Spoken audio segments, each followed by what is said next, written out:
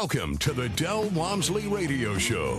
Listen and grow as Del questions the status quo, encourages you to think differently, and empowers you to make a better life. Get ready as Del challenges core beliefs, seeks the truth, and reveals the roadmap to the lifestyle you really want.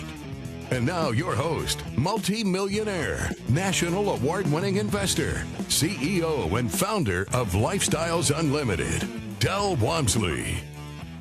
Welcome to Del Wamsley Radio Show, where the hype ends and the help begins. I'm your host, Del Wamsley, and as always, we're working on your financial freedom.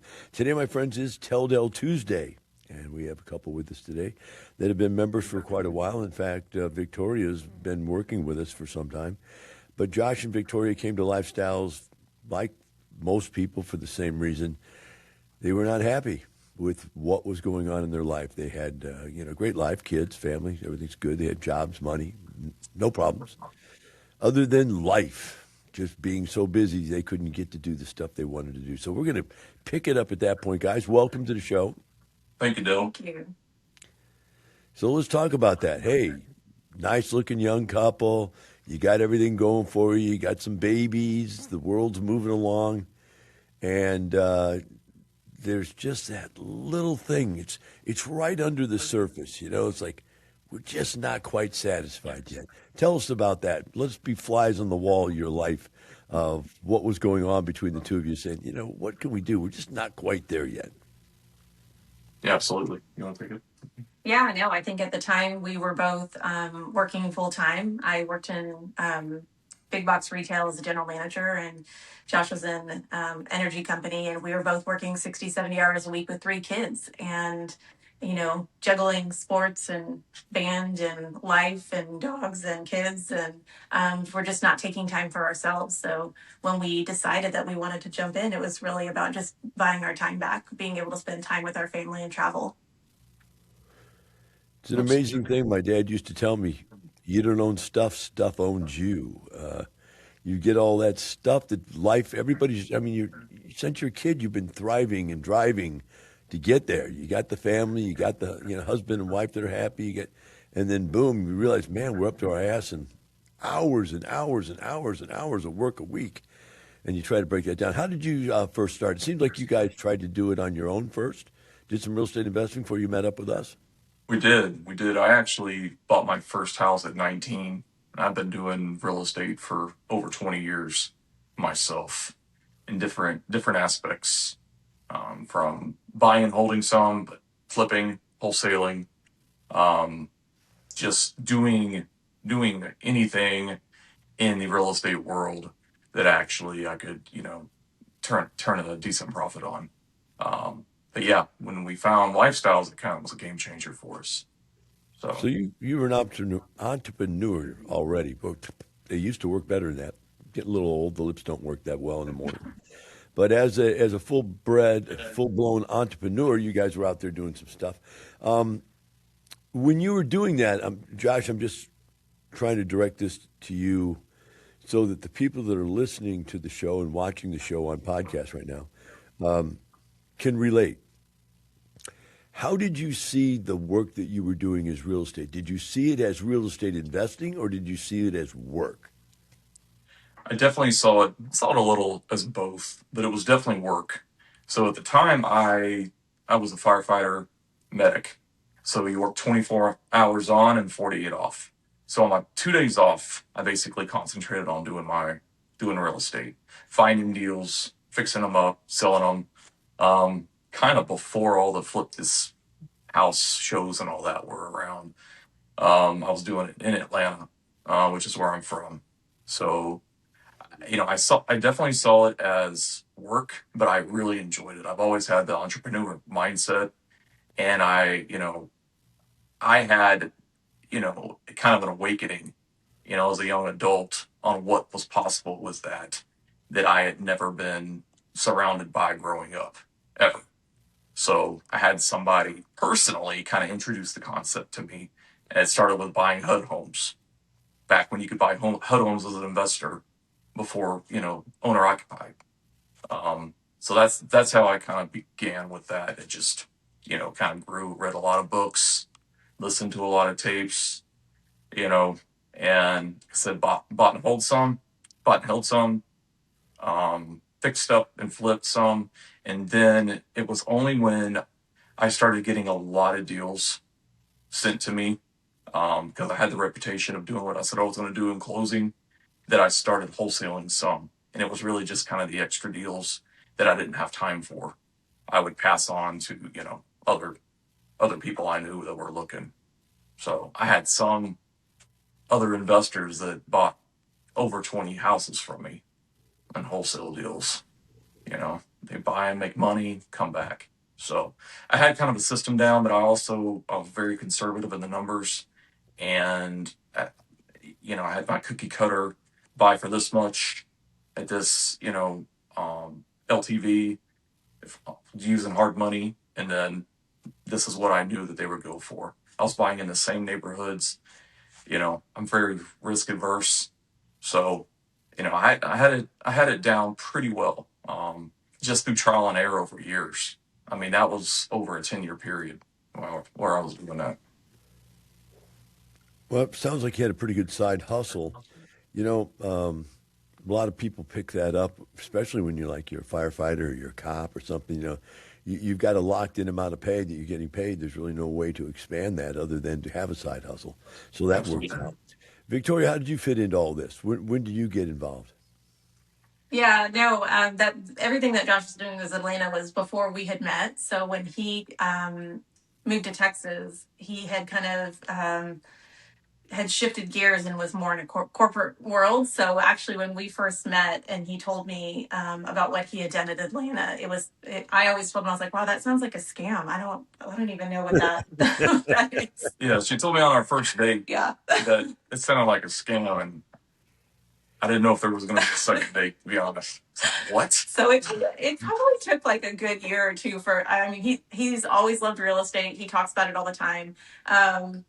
So it took some time for me to really understand the concept, and the way that I grew up in my background, just really did not have a good understanding of it. So we had a good friend that was involved with Lifestyles Unlimited, and had been talking to Josh because he worked with him.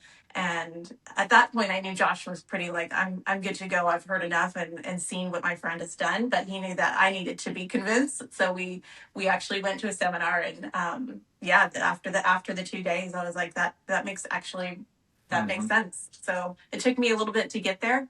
But as you know, like I definitely drank the Kool-Aid. I mean, this is our livelihood. We apartments is our full-time gig, and I also work for the company. So Yeah, she drank, definitely she bought drank the it. Kool-Aid already. Well, it really brings me to 2 points I've got to get out here for the listeners. And number one is back when I was 34 years old and I was retired, I would go around and date young ladies because I was single back then. And I would tell them I was a real estate investor. And they'd look me flat in the face and go, "So you're unemployed?" Exactly. It's pretty much Ex- what it comes down to, right? It's like that if you exactly. don't have to get up and go to work every day for a job, you're like a bum, man. What are you Yeah. doing? And then like you said, everything's a scam, and I'm glad that she thought that of you because every woman thought I was a scam. Like, yeah, that sounds like Oh a no. scam to me, right?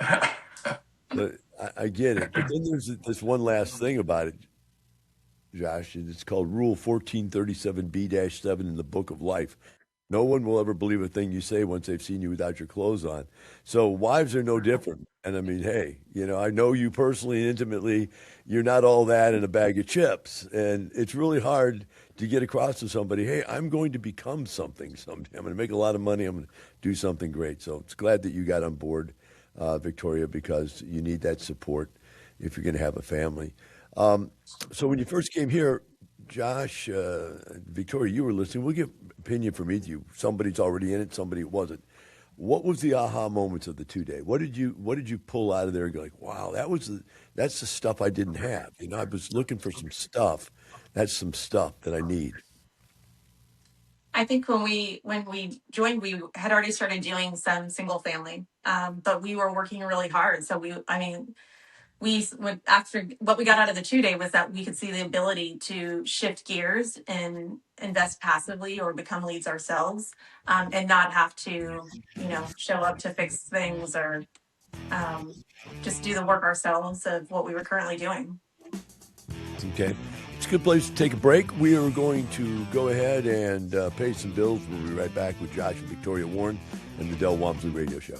Welcome back to the Del Wamsley Radio Show. With me here today on Tell Del Tuesday is Josh and Victoria Warren out of the New Brunswick area, and that's close to San Antonio, Austin area. For people that are not in Texas, don't know the great state of Texas locations. Beautiful place out there. And they've been with us now for quite some time, been a member, and they're doing all kinds of things. Right now they're doing apartment complexes. Let's talk about, we'll go back to the 2-day again. When you came out of the 2-day, Josh, I didn't hear what your aha moment was. I mean, I got Victoria's point of view from it. What was yours? I mean, you've been doing it for a long time. You're sitting there and you're hearing this stuff. Was there anything there that made sense? My aha moment was really the explanation of forced depreciation on apartment buildings. That for me was the aha, because I had owned 4 IROs before joining LU, and I, bought them, fixed them up, got them rented up, did it all, and never really understood. I had a basic understanding of forced depreciation and increasing the NOI, but the way it was broken down during the 2-day was excellent. And it just put it in black and white. And this much raise of your NOI at this cap rate increases your value to this. It was my aha moment. It was like, I want to focus on apartments. So I'm so comfortable doing single family. 4 IROs. You said you had 4 IROs. What sizes were they? 216, a 32, and a 60. Okay, so nice little properties. And I guess, you did the same thing I did when I first started. You thought, hey, let me buy it. Let me fix it up. Let me get some cash flow. Let me make it better. And then for some magical reason, it's supposed to be worth more, right? But you never really understand that number actually is a derivable, calculatable number if you actually know what you're doing. So that's a good first step for you. When you got into lifestyles, you came out of the 2-day, what did you guys decide was the most relevant next step for you to take? When we initially got out of the 2-day, we were concentrating on passive investing because we were both still working a lot of hours. We needed the transition, so we were going to passively invest, and we were actually looking at finding an IRO in and around the area. That was the initial first steps afterwards. And we got into our first deal, I think, our first passive deal within 3 or 4 months after the 2-day. How many passive deals did you end up doing? We only ended up doing 7 passive deals because we've shifted our focus. We shifted our focus to becoming lead investors. So. Okay, so let's talk about that conversation. Honey, I can do this. I can do it better than they're doing it. Why aren't we doing it? Is that how the conversation starts? More or less. When I saw the reports, and you get to know a lot of leads and you get to know a lot of IROs, and yeah, absolutely, I was like, I did all this, but I did it the hard way, figuring it out myself with the ops consultants and the mentorship and the training and education. It was, to me, it was like, we should absolutely become leads, because I was doing it fairly successfully before. With this kind of guidance and education, the sky is the limit of what we can actually accomplish. So I was very excited about it after a while. It took, I think, about 2 years, because I was my corporate job was pretty intense. I had, pretty high up in an energy company, and it was just nonstop. So it was difficult to find the time to kind of shift that mental focus, away from total 70 plus hours a week. So. I was talking to a business owner the other day, and it was interesting because he was talking to me like, it was almost like he was crying. You can't find people to work hard anymore. I remember when I was working, we worked 12 hours a day, 6 days a week, and that was just base. They were expected, more, and blah, blah, blah, blah, blah. Where's the hard workers? I go, dude, you killed them all off. They're all dead. Pretty much, yeah. They're all leaving you to come do this stuff, I guess. I don't know, but no. Yeah, I have no empathy no sympathy for you at all, and absolutely no empathy at all for what you're trying to do, which is kill people, wear them out, burn them out, whatever, you know. But that's the way business really is in many cases. These guys just are grinding and grinding and grinding. They've been taught that's all they've known. The other thing I've never understood is that why is not enough never enough? Has your family ever figured out enough? It got to the point where we said, okay, hey, now we've got this. Let's quit that job. Did you guys, either one of you, quit your jobs? We did as time went on, but it took several years. So for me, I was the first one to leave my job and concentrate on the lead activities full time. But it took about 2.5 years before I was able to leave my job. And then it was just kind of, on blind faith. I'm doing this. We have enough saved. We're just going to concentrate 100% on lead activities, and it worked out. So what did that feel like? For me, it felt great. For me, it was scary. Yeah, it felt great because I knew we could do real estate, especially with Lifestyles Unlimited's guidance and support. I knew what it could do for our family as far as having more time for the family and whatnot. I knew all these things. I didn't have to be convinced. So for me, it was just a logical step.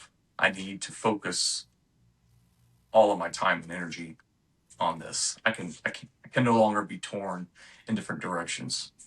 And we got a good I had a good opportunity to leave my job, and I took it. So we had a little bit of a cushion there as well, which helped. So I've got to ask this question because it always is one of my favorite answers is, what did the people that you worked with in this high pressure job think when you left? I mean, sounds like they might have given you a buyout. Were they trying to get rid of people at the time, or what? They were not. I actually requested one, and surprisingly, after about 6 months, I had a very good, close relationship with the executive team, and they all knew basically what I was doing. Some of them were like, good luck, but one of them actually ended up joining, and is one of our passive investors, believe it or not. So, it was kind of a mixed bag, but most of them knew me as kind of the business guy, the real estate guy, and that's how I operated my segment of the company. Like it was my own business. I put everything into it, just like I do with, our lead deals, like we do with our lead deals. So for the most part, everyone understood and was supportive, and I had the opportunity, which I don't know if they'd done before. I asked for it, and they gave me a buyout. So it was not during a downturn, and it was not, it took 6 months to convince them, but they ended up doing it. So I'm very thankful for that. That, my friend, is a great story, and I think we're going to take a break on that because I've never heard of somebody asking for a buyout and getting one. So we'll go ahead and take a short break. We'll be right back with Josh and Victoria Warren and the Del Wamsley Radio Show. Welcome back to the Del Wamsley Radio Show. With me here today on Tell Del Tuesday is Josh and Victoria Warren out of San Antonio area, New Brunswick area, as they said. And what I was looking at here, guys, on your resume is that your properties are all on the East Coast. Explain to us how that happened. Yeah. No, right. So when we started looking for our own IRO, even before becoming leads, I was looking heavily in and around the San Antonio market back in 2021. I wasn't seeing a lot of deals that actually made sense. There were some, but then we were, outbid pretty heavily. So over the year, I started shifting focus, and we had a friend, and I've owned in Atlanta, Tennessee, Florida, Oklahoma before, and Texas. So I was not afraid to invest in different markets if the fundamentals actually made sense and I could scale. We could scale. So we started checking out different markets, and we kind of settled on the Midwest. And we made the agreement, as a family that, we're going to be heavily involved. So a lot of time away, a lot of time on site, a lot of time at the properties. And that's really what we found. We found deals that suited um, our criteria in the Cincinnati metro area. Really, it's southern Ohio, northern Kentucky, Cincinnati metro area, where we could find good cash flow. Um, the insurance rates had not risen like in a lot of the areas in the country, and the taxes were down the line straight. So you didn't have to fight your property taxes every year. We could just concentrate on owning and operating the real estate. So that's kind of why we chose that area and chose to spend so much time away to focus in that area, just because I could not find many deals in and around where we lived where I felt comfortable putting our money in, much less passive money in, which you have to protect even before your own. So, Okay. And as going out there, did you find that the prices were different? Was the market different? Did you have to adapt? yeah, we did. We did. The prices were different. They weren't, the price per door was lower, but the rent gains, what I really like about that area is, I mean, the rental rates have risen. Even during all these black swan events, our rents have continued to go up. Our occupancy's still solid in the 90s. We've been affected like everywhere else in the country, but not as heavily as Texas and a lot of the coastal areas. So, the cost of everything's gone up everywhere, with inflation going through the roof. But our insurance and our taxes have just been little steady climbs.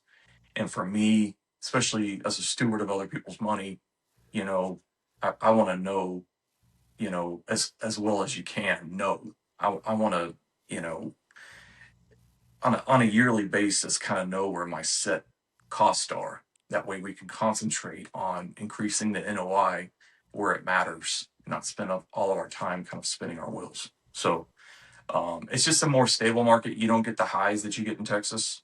You don't get the extreme highs, but you also don't get the lows. So it's just kind of slow and steady. But it's, we've been able to meet our performers, in the last 4.5 years, 5 years. 5 years. 5 years, and we sold two of them during this down market, bought them during the down market, sold them during the down market, and still was able to meet one exceed our what we kind of projected. So that's why I like that market. So, what is your long-term plan? How do you see this working out for you? You guys are still young. I don't see any gray hair amongst either of you, so you still got a lot of years left. Yeah, it's there. It's there. The magic of video. Our long-term plan is to continue doing what we're doing. We don't want to have a ton of units. We have one apartment building now, 172 unit, and we're closing on one next week. That we're leads on both, and maybe another one or two at the most in that area that we operate and just concentrate on the efficiencies and operating as well as we can. And we'll more than likely end up kind of moving closer to the property so it's not so much travel. And a lot, half of our family is in Georgia, back, or it's east anyway. So after our, son graduates from high school, we'll kind of look at that transition of actually moving closer, because now I spend, about 2 weeks out of every month in that area.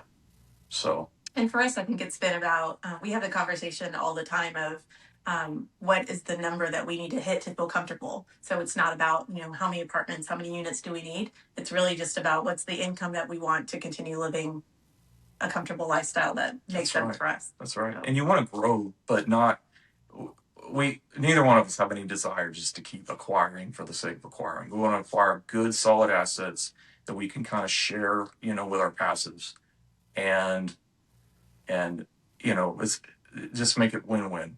And we're very good with just owning and operating, several good quality assets. Don't really need more than that. So. Well, I did a show yesterday about a couple different ways to fail. One of them is never start. That's an easy way to fail. Another one, though, is to never end. If you never get to that point where you go, wow, we did it, I'm happy. You're never happy because you're never there. You don't get to. I hit that point very early on in my life, and I was like, okay, now what? It's almost like a letdown. It's probably not the right words, chosen words, but there is that like this. Okay, now what do I do? Right? I hit the goal. I've set goals. I hit the goals. Okay, now what do I do? Okay, well, should I make another goal and go after more? And at some point, I had just told myself, no, I'm not. I realized that money's got to go somewhere, so I got to put it into something, right? So Right. I chose more and more passive deals. But I started doing weird things like going, okay, well, I have enough money now that I can go out and every weekend buy everybody drinks everywhere I go. And that was an interesting little game. It lasted for a couple months, and then all of a sudden, everybody was following me around like the Pied Piper. Where's Doug going this Friday? I go, you know what? This has got to stop, man. This has got to stop. So I'm just joking around, getting to the point that that happiness feels what it's all about. To be able to go, hey, that's the number. And so, have you guys worked out your number? As you said, our goals kind of, you set goals, and then you reach those goals, and then you set further goals, like you said. So for us, it's kind of shifted to like maximizing what we have and spending as much time as we can with our kids while they're still around, while they still want to actually have maybe something to do with us. You know, before they go out and do their own thing. So so that's our focus now. And when that happens, I change again. well, I know I'll want to do more. This is like you. I always, for me, it's setting goals and accomplishing those goals, and then setting higher goals. So absolutely. I mean, but for now, it's that the focus is really maximize what we have and concentrate on family at the same time. The old cats in the cradle story, man. Right. Daddy worked and worked and worked, and the kid never saw him. By the time Dad got retired, he goes, hey, now I'm ready to play, kid. The kid goes, sorry, Dad, I got my own kid, and I'm busy working, and there's no time for you, so you better get it while you can. There's no doubt about that. When you decided to go out there and do this apartment deal, how hard was it for you to raise the capital at Lifestyles? It was not difficult. It was not difficult through Lifestyles with the community and whatnot. So this is our fourth apartment deal, and honestly, we didn't have difficulty with any of them. Even now during this market. I don't think there's a place outside of Lifestyles where we could have raised that easily. I hate to say easily because we put a ton of work into business plans and making sure everything, was good. Well, the resources are there to put in the time to network, to meet the people, so do we have to do the work? Yes, but it's also the community is built to a place where they were there, so they showed up for us when we needed them. That's right. Excellent. All right, we're going to take a short break, then we'll come back. I got a few more questions for you in the last segment, and we'll let everybody go then. So be right back with Josh, Victoria, Del Wamsley, and the radio show. Welcome back to the Del Wamsley Radio Show. With me here today on Tell Del Tuesday is Josh and Victoria Warren out of the Nacogdoches area, San Antonio area, for those of you around the country who don't know that area. This last segment here, we want to get into a little more personal stuff. You've got 3 kiddos. What are their ages? Go for it. Yeah, 25, 17, and 16. Wow. Yeah. Okay, I'm listening. I'm listening. Yeah, so we are a blended family. When we met, Josh had 2 kids, I had 1. We've been together since our daughter was 13 and our boys were 3 and 2. That's so cool. Yeah, 13 years. Yeah. Mm-hmm. Yeah, there you go. There you go. I got the same thing at my house. We get the blended family thing going, right? We put them in the blender, chew them all up, throw some chocolate in, and we have Christmas, right? That's pretty much it. Yeah. The way it works, huh? So, what do the kiddos think about you guys doing this stuff? I guess I can't call a 25-year-old guy kiddo. Yeah, the Kids, 25-year-old is actually, she's a girl, and she's not as into it. Our 17-year-old is probably the most into it. He's actually come to the 2 day with us and um, come to a lot of events we've been to. So he's definitely interested. He asked the most questions. He asked a lot of questions. Helped out with the He's single family. Helped out with that the most. He's helped out with on some properties. Some manual labor stuff. Putting them to work and all that. But yeah, so 1 out of 3 ain't bad. have you talked to them about investing at all? Yes. So, well, really, the 17-year-old, he's talked to us about investing and kind of moving forward and, what that looks like. But yeah. Yeah, he's looking at, colleges now and trying to figure out what he wants to do for a career. But in the back of his mind, he's always saying, in addition to real estate. Yeah. So, he understands that it's a tool that's going to help him. He can still do what he wants to do, but that he's still going to, rely or look back on real estate after seeing what we've done. So you guys are still the believers in college. You both have degrees, I take it? I actually do not have a degree. She does. I went to college, but did not finish.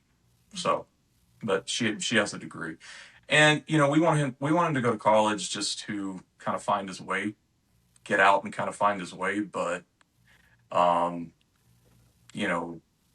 we want that for him. And if you won't say job that is associated with having to have a degree, absolutely. But yeah, we want that for the kids, but we also, more importantly, we want them to be kind of happy and healthy and learn how life really works. So just find their own path. Yeah. What works for them. Yeah. Put them on the grindstone. Make them push the rock for a few 10 years, Exactly. That'll straighten them out. It's such a weird thing that unless you've ever gone to work and got them work every day after day after day after day after day, one day you're like, maybe I should have looked into that stuff my parents were doing. Exactly.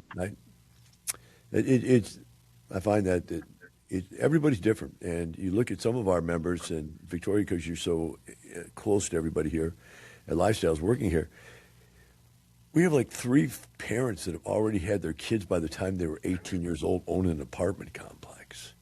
That's a bizarre concept. Yeah. Absolutely. I don't know. I'm not going anywhere with this. I just wanted to throw that out there for everybody. That hey, there's some strange stuff. Some parents push their kids. You could be Michael Jackson, or you could be Serena, the tennis player. You got some parents that just beat the crap out of their kids so they become superstars. Yeah, absolutely. I left her alone, didn't do anything with her. Yeah, and for us, like I said, we'll support what they want to do, and especially if they want to get into real estate. Absolutely, I think it's great. Yeah, but we've also told them that we won't give it to them, so it's for them to create and to build, and we'll be there to support. Right.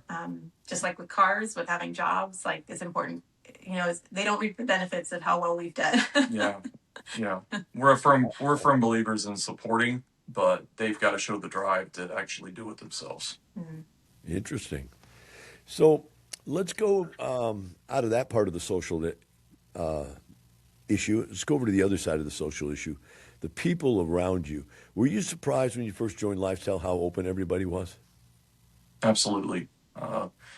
The group, the membership, the family of Lifestyles is probably the greatest aspect of Lifestyles. I've been a member of different real estate investor groups before, like RIAs, Georgia RIA, San Antonio RIA, and I've never seen a group like Lifestyles where everyone's willing to help, everyone's open. It's really a great organization that you built. So thank you for that. Yeah, so much that we were both already out of our W-2 jobs, and I went back to work for Lifestyle. So yeah, that's how much I I enjoy being around it. Yeah, she's It's a pretty good gig working for a lazy old man that doesn't really give a crap. I mean, you don't get You too definitely many do. calls, right? That's the beautiful thing about working for me is you don't get that many calls. You're like, are we getting this job done? I don't know. I haven't been yelled at for a while. I don't, yeah. I'm just not that kind of guy. It's like, hey, get it done. That's all there is to it. So that's good. You like that. So do you guys travel around the country and meet people in other places? Because you got properties in other places. Do you try to grow your reach, let's say, to the members in other cities, other states? We definitely do. I would say the majority of our investors, our passives, actually are out of the state of Texas. We have quite a few in Texas, but we've been to Hawaii, San Diego, Indianapolis, obviously Georgia, obviously Cincinnati area, and some others as well. But yeah, you meet people from all over the country. Yeah. We do that, and we do that with the Lifestyles meetups. So they have them, whenever we see that there's going to be one in an area that we haven't been to, we definitely hop on a plane and head that way. Well, that's the best. Well, folks, I want to thank you for coming on the show today. And Victoria, thank you for all that you do for Lifestyles. Josh, congratulations. Keep growing. And the rest of you out there in this world, realize this. It's just not some money. It's a lifestyle. Have a great day. We'll see you tomorrow.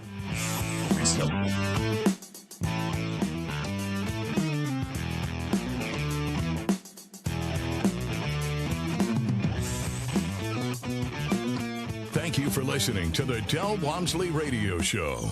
Want more of Del's unconventional wisdom? Go to lifestylesunlimited.com and click the radio tab. Listen to past shows, hear podcasts on demand, and find out how you can change your life today. The Del Wamsley Radio Show is part of the Lifestyles Unlimited Radio Network.